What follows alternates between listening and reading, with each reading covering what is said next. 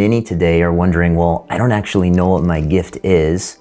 How does someone go about ascertaining their spiritual gift? Well, first of all, let me tell you how you don't do it. And again, back in the 80s, there were all these almost kind of psychological exams, questionnaires that you could go through, and in the end, you would kind of discern. Do you like leading people? Yes, yeah. Who doesn't like leading people? That's a part of our sinful nature, wanting to dominate. And so, you know, the first thing you need to ask yourself when you see things like that, did the first century church have something like that? No, absolutely not. They did not.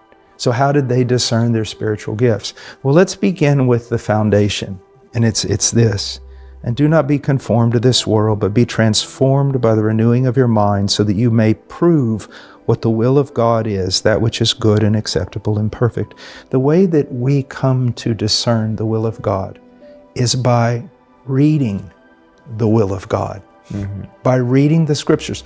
The Scriptures are the manifestation not only of the character of God, the person of God, but it is the inerrant manifestation of the will of God. So if I saturate my life in the Scriptures, then I'm going to be able to discern the will of God more clearly on a personalized level. So you have to start there. A person shouldn't start seeking for their gift. They should start seeking God, seeking to understand the will of God and submit themselves to that will.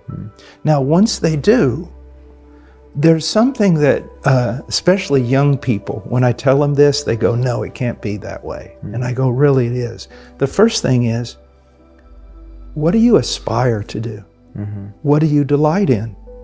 There are some young men that become Christians, and you don't even have to tell them. They go out in the street with tracts almost immediately and start witnessing to everybody on the planet. Let's say that their friend is converted at the same time. And he doesn't do that. Does that mean he's not spiritual? No. But he's studying the Word like 4 hours a day. And so what you have to do is ask yourself, what do I aspire to? Because it says in 1 Timothy chapter 3 that if anyone aspires to the work of an overseer, okay? So what do you aspire to do? But then, as we also see in 1 Timothy chapter 3, you don't just aspire to be an overseer and become one, but you submit yourself to the leadership and the congregation, and they begin to judge also, do you have the gifts? And if you do have the gifts, that's still not good enough. Are those gifts brought to maturity through study and through nurturing?